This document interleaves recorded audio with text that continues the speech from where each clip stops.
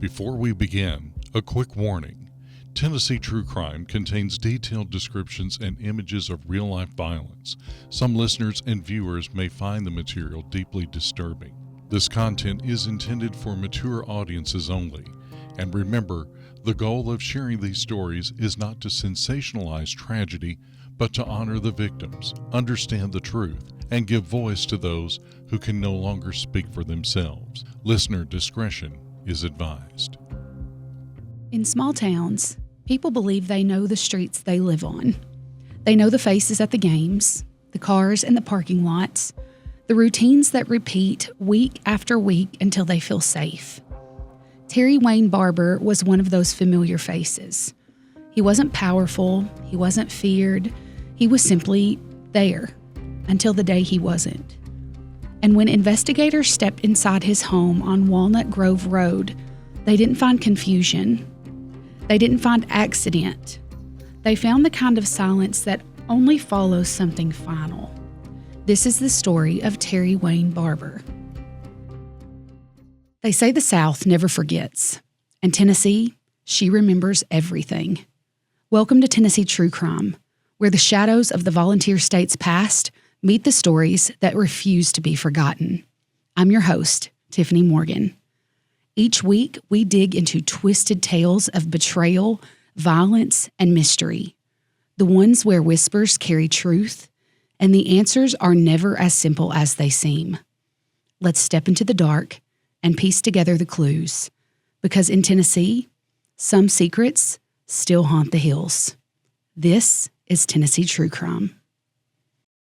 Down through the smoky hollers where the cold wind sighs, footsteps fall where the moonlight hides, whispers over rivers, a secret lost in time. Welcome to Tennessee True Crime.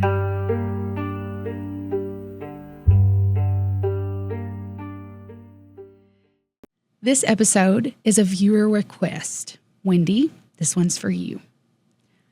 Terry Barber was 68 years old, a lifelong Rutherford County resident. He officiated high school sports. He attended local games regularly. He sold SEC memorabilia from his van, known in the community as SEC Battlefields. To many, he wasn't just present at games, he was part of them. A constant figure along the sidelines, in gymnasiums, and at community fields across the county. In a story published on the Murfreesboro Post, written by Jason Reynolds, friends and colleagues say Barber left an immeasurable impact on youth sports in the area. He loved the Vols. He was a big SEC guy. He refereed basketball and baseball for years. He was always just a good guy. Murfreesboro Post sports editor Monty Hall described him as a constant presence at local events. You'd go to a ball game and find Terry Barber, Hale said. He wasn't hard to find. Barber coached softball, served as a longtime TSSAA umpire during the rise of fast-pitch softball there in Murfreesboro, and also worked as a public address announcer at Oakland High School. Barber umpired for more than 25 years and was widely recognized throughout the local sports community. Barber's personal kindness, including small gestures during people's illnesses and years spent attending games and traveling together with others to sporting events, was remembered by his friends. Barber had recently recovered from heart surgery and was planning to attend his high school class reunion. He had a routine life, filled with things he loved. But routine has a way of disappearing without warning. And in June 2019, Terry Barber's routine stopped completely. The last known contact with Terry Barber came in late June 2019, and then nothing. No calls, no sightings, no appearances at those local games. And at first, no one panicked. But days passed, and concerns grew. On June 26, 2019, a longtime friend of Terry Barber arrived at his home in Christiana to cut the grass. He immediately noticed that both of Barber's personal cars and his work truck were still parked in the driveway. The back door of Terry's home was open. Now, that in itself didn't really raise immediate concern because Terry would often leave the door cracked or open while his dogs were going inside and outside of the house. At first, the man assumed that Terry Barber might simply be resting or still inside. He waited outside for a few minutes, expected him to step outside and greet him like he always did. When nobody appeared, he decided to walk inside and check. He called out for Terry as he moved through the home. There was no response. As he continued further in, he noticed something felt a little off in the layout of the house, particularly in this converted garage area where Terry Barber kept his sports memorabilia and his collectibles. And it appeared more disorganized than usual, which stood out to someone who kind of knew Terry's habits, even though he wasn't really known as being especially tidy. The unease grew as he approached the bedroom. That's where he found Terry Barber. He was lying face down on the floor. Realizing something was seriously wrong, he left the home, returned to his vehicle, and called 911 immediately. Deputies arrived expecting uncertainty, but what they found was a homicide scene. Inside that home on Walnut Grove Road, investigators immediately noticed signs of violence. Evidence indicated that Terry Barber had been attacked inside his residence. The scene was not consistent with natural causes or accident. You see, his hands and his feet had been bound behind him with bungee cord. It was treated as a targeted homicide. One early investigative conclusion shaped the direction of the entire case. Barber may have not been alone when the incident began, and whoever was responsible knew him or knew of him. The Rutherford County Sheriff's Office wasted no time getting started on finding the people who did this to Terry.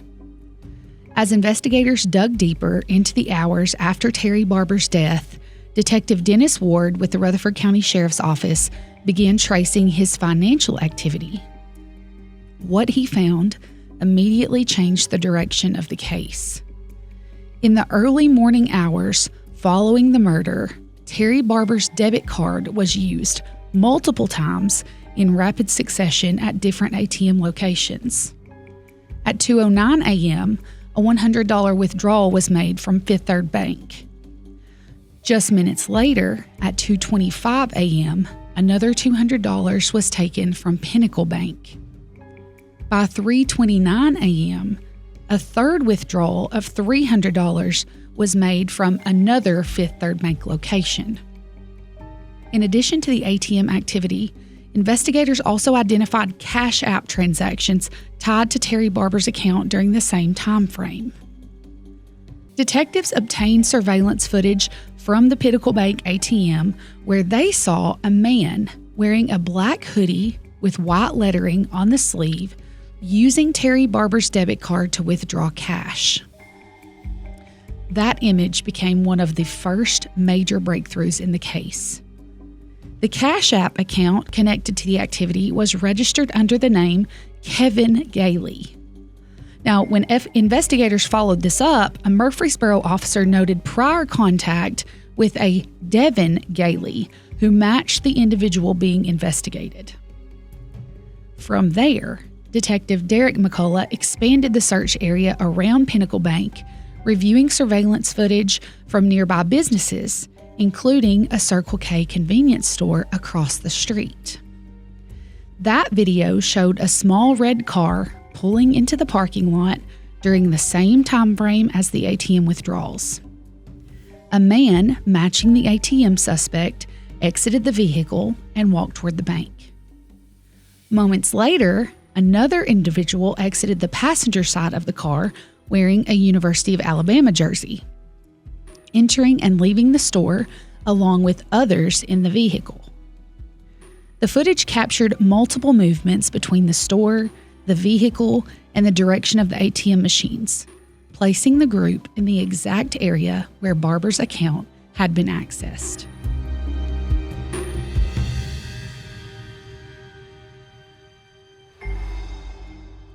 At the cafe at Tree City, people are talking about their favorite treats. I personally like the caramel macchiato. I'm a cappuccino man. The biscuits are the best. I love the egg bites because they're so fluffy. Gravy biscuits, egg bites, it's all good. I like the caramel macchiato because it's so sweet. Come check out our fresh breakfast menu, served all day. Find out what you like at the cafe located inside the inn at Tree City. Hi, my name is Victoria Dodson. I am the general manager at Captain D's located in McMinnville, Tennessee, and we have been working with Main Street Media for a few months now, since January of 2026. Anytime I ever need an ad changed or update something with our package deal that we have with Main Street Media, they are on it ASAP, and it has definitely affected our sales in a very positive way. We have noticed an significant increase in our sales because the word does get delivered out to our customers directly and a lot more efficiently. We have a wonderful community here in McMinnville, and I've noticed a good majority of the community is on Main Street Media. So if we are running a special or we're trying to do something to give back to the community, we definitely deliver the news to Main Street Media and they get the word out for us. We have nothing but positive feedback. I have to say, probably the best advertisement we have for this Captain D's locally would be the Main Street Media, for sure. In a place like Warren County, community means everything. And when it comes to your health, trust goes a long way. Every prescription, vaccine, and interaction is handled with care, combining modern technology with a personal approach so you feel confident in every medication you take. And now with our Test and Treat program, you can get tested and treated for common illnesses like flu and strep right here without the wait. And whether it's inside the pharmacy or the drive-thru, the care you receive is more than a pill or a vaccine. It's those in the community serving the community. It's knowing that the staff behind the counter care about your health and your medication, but most importantly, you. So come to Graves Family Pharmacy, because here we put the care in Warren County's healthcare. Graves Family Pharmacy, caring for Warren County one patient at a time. Turned down for a car loan? Struggling to get approved? Don't give up. Come see the team at Reddick Brown Ford. We believe everyone deserves a second chance. Our financing experts work with all types of credit to help get you behind the wheel fast. Make the short drive down Highway 55 to Reddick Brown Ford and drive home approved.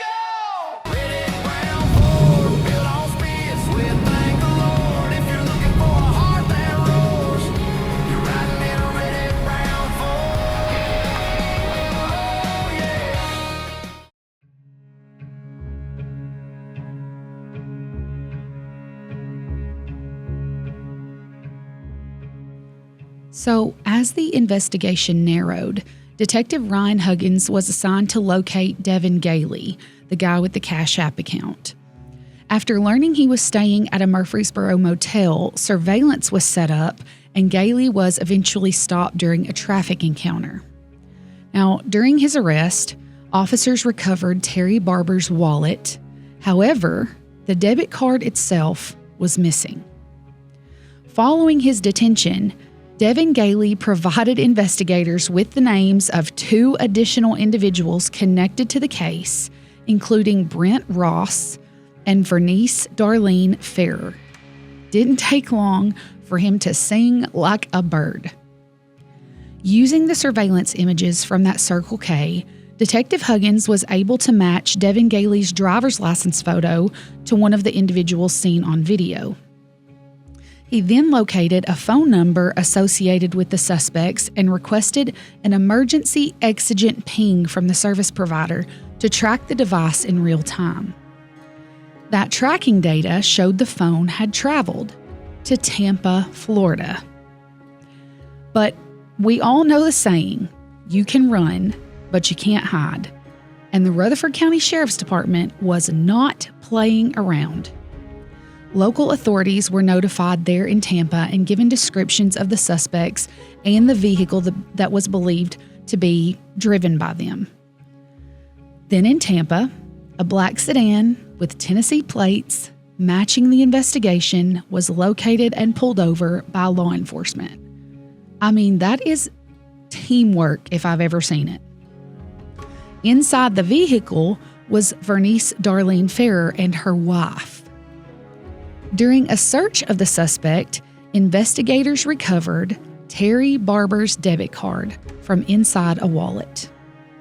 Now, at that point, the investigation expanded further. The suspect's wife, Darlene's wife, provided an address linked to a relative where officers searched for Brent Ross, who was still at large. I mean, they're all just giving each other up, don't even care. At the residence, investigators observed multiple items connected to sports memorabilia, helmets, collectibles, duffel bags, and items featuring Tennessee and other collegiate branding. These details stood out because they closely resembled items known to have been taken from Terry Barber's home. Meanwhile, back in Murfreesboro, detectives obtained a search warrant for the suspect's residence. Inside, they recovered additional sports memorabilia, matching descriptions of items belonging to Terry, including hats and a University of Alabama wall clock. In an exterior trash bin at the property, detectives also found multiple business cards from Terry Barber's sports collectible business. With physical evidence, digital tracking, surveillance footage, and recovered property all aligning, investigators traveled to Tampa to continue interviewing those suspects. Now, during her interview with investigators in Tampa, Darlene appeared alert, though detectives described her demeanor as slightly unfocused, a little foggy. She admitted, though, that she had gone to Terry Barber's home on the night of the murder alongside Devin Gailey and Brent Ross. However, she said, my involvement stopped at that converted garage area where Terry had his sports memorabilia. She said, I never went any deeper inside that home. I never had anything to do with his death. As the investigation continued in Florida, Detective Huggins executed a search warrant at the home of Darlene's mother-in-law. Now, inside that home, investigators recovered multiple items connected to sports team and memorabilia, again, including a University of Alabama jersey consistent with what she had been seen wearing in the surveillance footage, along with a University of Tennessee backpack, a Vanderbilt blanket, and a Tennessee die-cast collectible car, and a BB gun. Now, at the same time, Detective Derek Brown searched the defendant's vehicle after it had been impounded by Tampa police. Inside that vehicle, they located additional items tied to collegiate sports culture, including 2 University of Tennessee hats and a Canon camera lens. Now, once investigators returned to Tennessee, Detective Brown showed photographs of the recovered items to Robert Owens, the longtime friend who had discovered Terry's body. After reviewing them, Owens confirmed that several of the items appeared to match sports memorabilia he had previously seen inside Barber's home. So, within 72 hours, investigators had developed 3 suspects and located them and found the evidence to charge them all. You talk about solid police work. They were Devin Jacob Gailey, Brent Donovan Ross, and Vernice Darlene Ferrer, all from the Murfreesboro area. Now, while physical evidence was being processed, the medical examiner's findings provided the clearest picture yet of how Terry Barber had died. Dr. Erin Carney, a forensic pathologist, concluded that the cause of death was strangulation. She testified that Terry Barber had suffered a broken hyoid bone on the left side of his neck, along with petechial hemorrhaging in one eye and signs of congestion in the surrounding facial tissues, injuries consistent with asphyxiation. Additional findings included bruising on his forearm and ligature marks on his wrists and ankles, consistent with bindings later identified at the scene. Dr. Carney also noted that Terry had a mildly enlarged heart and evidence of prior cardiac surgery, including a prosthetic valve. At trial, Darlene took the stand in her own defense. She described a long history of substance abuse, stating that she began drinking at a very young age and later turned to drugs as a teenager. She testified that her neighbor, Tammy Houston, often used drugs with her while her wife was at work. Now, according to her account, a plan to make money first emerged during one of those drug use gatherings when Tammy claimed she had previously worked for Terry Barber and suggested, hey, he can easily be taken advantage of. Darlene said that although she was present for the discussions about going to Barber's home, she initially did not participate in any theft. Now, I say initially because the murder was not the first time that they had been in Terry Barber's home.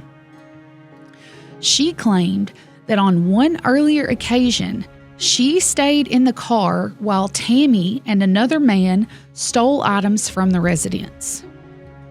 On a second visit, she admitting to loading sports memorabilia into a vehicle, stating that she took items from that converted garage while Barber was asleep in his home and unaware that people were in there stealing things. How terrifying is that? She further testified that she kept some of the stolen property for herself while Tammy Houston sold other items in exchange for drugs.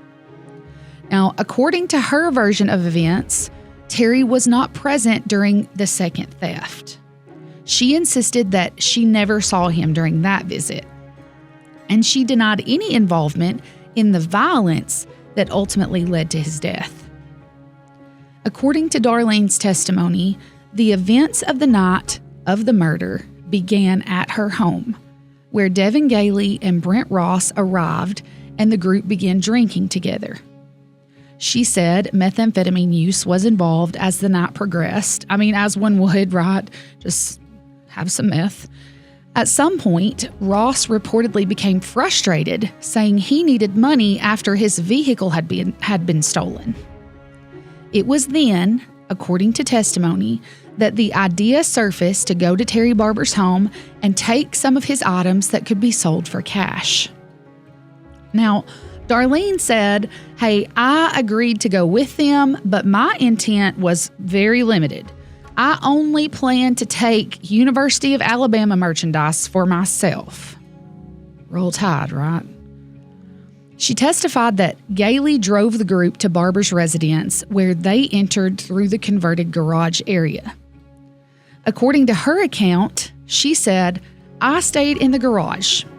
I focused solely on that sports memorabilia, but it was Gailey and Brent that moved deeper into the house. She told the court that at one point she heard Terry Barber pleading with the men not to hurt him, but she says she did not go in the bedroom.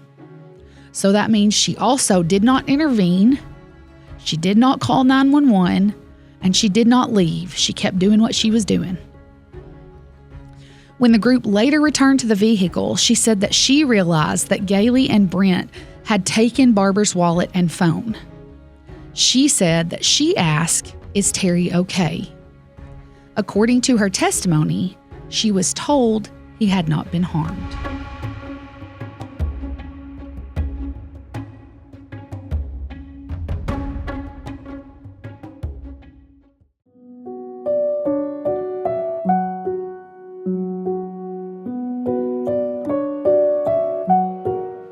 So, from Terry's house, the group drove to that nearby Circle K where Gailey allegedly used Barber's debit card at that ATM while the others went in and purchased their alcohol and cigarettes. Afterwards, they stopped at another bank location where that additional cash was withdrawn. Then, Darlene said, "They took me home." She testified that she told the others she wanted more drugs, and that Gailey and Ross later used the stolen funds to purchase more methamphetamine, which they brought back and shared with her at her residence. Isn't that so kind?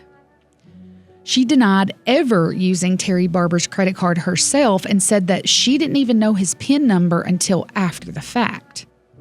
She maintained, hey, I had no knowledge this situation was going to turn violent, and if I had known, I would have never gotten in that car.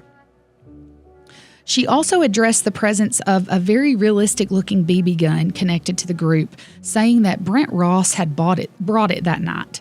But she did claim that she had previously allowed him to borrow it weeks earlier. Darlene further explained her decision to wear a mask that night, saying that she had recently been around Terry Barber during an unrelated encounter involving her cousin, and she did not want him to recognize her. She denied stealing all of the items later recovered by police, claiming, hey, I purchased some of these legitimately and others came from a prior visit to Barber's home with another individual. All of these aren't stolen, just some of them. That makes it so much better. On cross-examination, of course, prosecutors challenged her credibility. She acknowledged prior convictions like robbery and theft and driving under the influence. When confronted with statements she made during her police interview, then Darlene says, hey, I was telling the truth at the time, but you twisted my words because I was undergoing detox treatment, so I don't even really know if I said that or not, but if I did, it was the truth. She said that, I don't remember telling you that they discussed how they would prevent Terry from contacting police while we're out using his card. She also didn't remember saying that the plan included tying him up and taking his phone. Prosecutors further questioned her about an interview statement in which she allegedly described Devin Gailey speaking directly to Terry Barber during the encounter, telling him, do not resist me and give me your PIN number, while Terry Barber pleaded, please don't hurt me. Now, Darlene disputed the accuracy of that version, and she said, if those words were spoken, they were also misrepresented because Terry only said that he didn't want to be hurt just one time. He only said it one time. Isn't one time enough? He shouldn't have to ask not to be hurt at all. Charges followed quickly, thank God. First-degree murder, aggravated kidnapping, and especially aggravated robbery. These charges suggested a sequence of control and restraint and theft and death. A familiar man, a familiar van. He was taken too soon in a way that no one should be. What started as a confusing and violent crime began to look less like something driven by personal revenge and more like something driven by opportunity. And that is so sad. The picture that emerged from later reporting and court summaries suggested a group of super classy people who were already together before the crime happened, hopped up on meth and God knows what else, and having no conscience whatsoever about where their next fix came from. And at some point in that twisted sequence, Terry Barber became the focus of that opportunity. So, what had once looked like a random act of violence started to resemble something more deliberate in its targeting, even if the motive itself was rooted in impulse and drugs and circumstance rather than long-term planning. After that, the Rutherford County Sheriff's Office followed those breadcrumbs. There's a reason that drugs appear so often in criminal cases. Drugs don't just alter behavior, they alter judgment. They lower inhibitions, cloud decision-making, and create this false sense of confidence that can make reckless choices seem so reasonable in the moment. People under the influence often believe that they're thinking clearly when, in reality, they're making one bad decision after another. They overlook details. They take unnecessary risks. They leave evidence behind. They tell conflicting stories. They return to crime scenes. They use stolen property, spend stolen money, and trust people they shouldn't trust. The very thing that makes them feel invincible is often the thing that makes them so careless. And carelessness leaves a trail. In case after case, investigators aren't dealing with criminal masterminds. They're dealing with people whose judgment has been impaired by addiction and desperation or the constant pursuit of their next high. What might have seemed like a flawless plan at 2 o'clock in the morning often looks very different once the sun comes up and the consequences begin to unfold. But the damage caused by drug use rarely stops with the person using. Families are pulled into chaos, friendships are destroyed, children lose parents, communities lose trust, and sometimes innocent people lose their lives because they happen to cross paths with someone whose decisions were being driven by addiction rather than reason. That's what makes these cases so tragic. The drugs may be consumed by one person, but the fallout spreads far, far beyond them. And while addiction can explain behavior, it does not erase the consequences of it.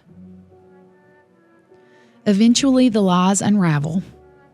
The stories stop matching, the evidence begins to connect, and the trail left behind from impaired judgment becomes impossible to ignore. Because drugs and crime often travel the same road. And more often than not, that road ends exactly where the people involved never expected it would. In a courtroom, in a prison cell, a case file that tells the story of every mistake that they thought nobody would ever see. The indictments told the story investigators believed. Control, theft, death. Kidnapping indicated restraint. Robbery indicated motive. Murder completed the act. Together, they formed a structured sequence of violence. All 3 defendants were convicted. The sentences reflected the severity. Devin Jacob Gailey and Brent Donovan Ross each received 60 years. Vernice Darlene Ferrer, the one who suggested it all with her friend Tammy Houston, who was never charged, by the way, got a life sentence with additional decades. They appealed their convictions, of course, but those convictions were upheld. Terry Barber's SEC van remains part of the memory of this case. The fields still host games. The community still moves forward. But the case leaves behind a central question. How does someone so familiar become the center of something so violent? And what does it say about a world where danger does not look like danger at all? And sometimes the hardest part is realizing how ordinary everything looks right up until it doesn't. In the end, there are no words that really settle a story like this.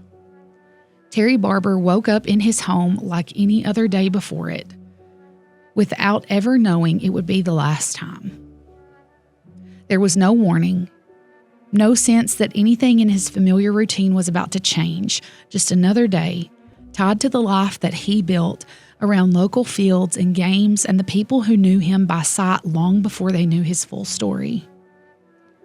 He was the kind of man who became part of a community without ever asking for attention. Always present, always familiar, always in the places where life in a small town actually happens. And because of that, his absence didn't just register as a loss. It felt like something missing from the rhythm of everyday life itself. What happened to him was sudden and final and impossible for many who knew him to reconcile with the person that they remember showing up season after season, year after year. And now what's left behind isn't just grief. It's the silence of a seat that will stay empty at games, a van that won't pull into the parking lot, and a familiar face that won't be seen where it always was. A community didn't just lose a man that day. It lost someone who was, in every ordinary way that matters, part of its fabric.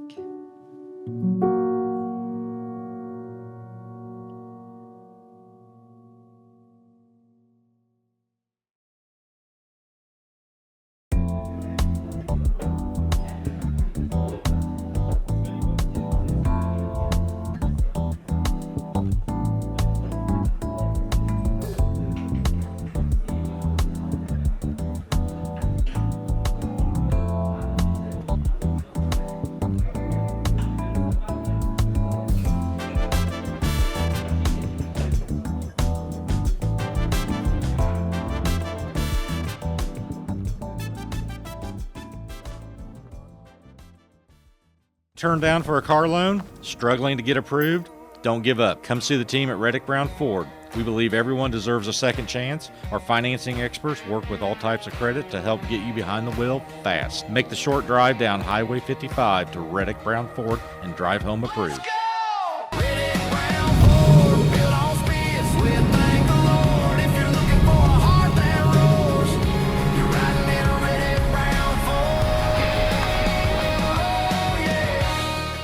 My name is Andy Knowles, and I'm the owner, president, and CEO of Knowles Private Wealth. We've been working with Main Street Media ever since we opened up our doors, and that was a little bit over 1 year ago. We officially started advertising with Main Street Media when they launched 92.1 The One, and we've been with them ever since. First heard about the development of Main Street Media. I'm good friends with Scott and Chad, and just knew we had to be involved with them somehow. At the cafe at Tree City, people are talking about their favorite treats. I personally like the caramel macchiato. I'm a cappuccino man. The biscuits are the best. I love the egg bites because they're so fluffy. Gravy biscuits, egg bites, it's all good. I like the caramel macchiato because it's so sweet. Come check out our fresh breakfast menu, served all day. Find out what you like at the cafe located inside the inn at Tree City. In a place like Warren County, community means everything. And when it comes to your health, trust goes a long way. Every prescription, vaccine, and interaction is handled with care, combining modern technology with a personal approach so you feel confident in every medication you take. And now with our Test and Treat program, you can get tested and treated for common illnesses like flu and strep right here without the wait. And whether it's inside the pharmacy or the drive-thru, the care you receive is more than a pill or a vaccine. It's those in the community serving the community. It's knowing that the staff behind the counter care about your health and your medication, but most importantly, you. So come to Graves Family Pharmacy, because here we put the care in Warren County's healthcare. Graves Family Pharmacy, caring for Warren County one patient at a time.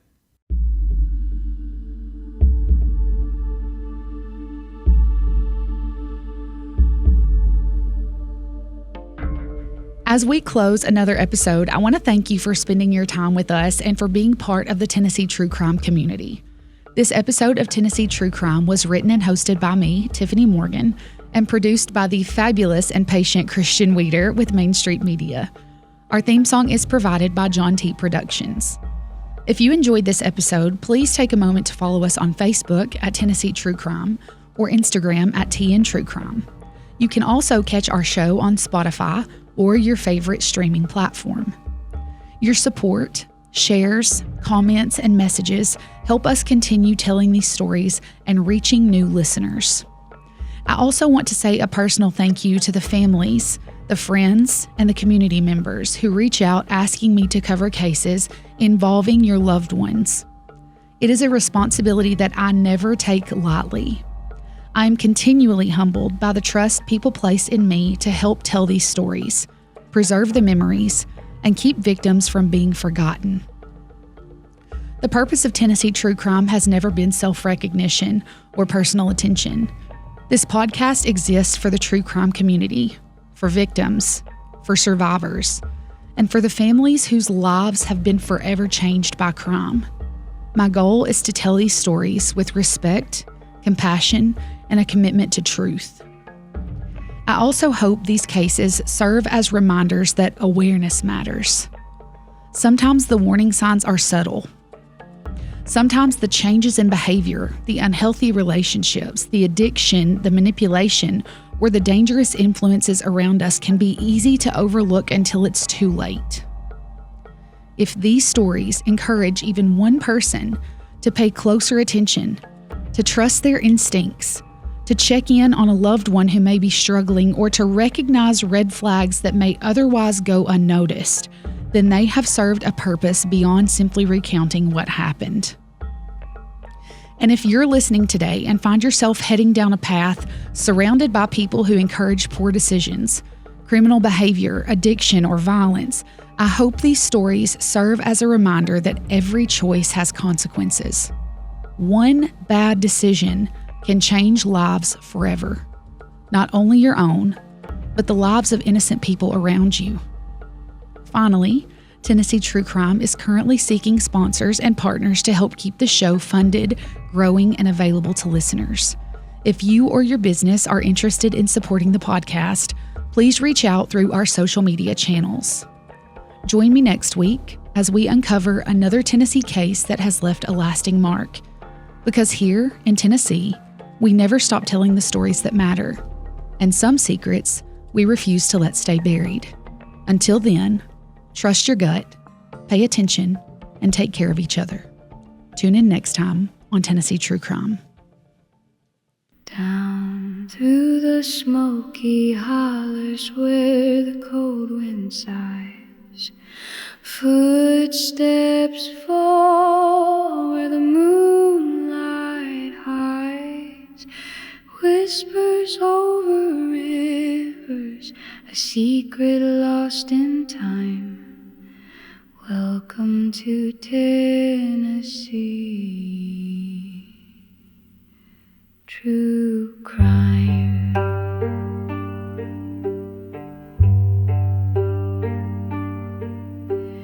Dark tales in the mountains where the mist won't lie, echoes of the fallen under starless skies.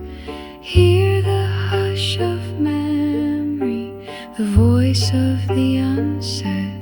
This is Tennessee True Crime, where the shadows tread.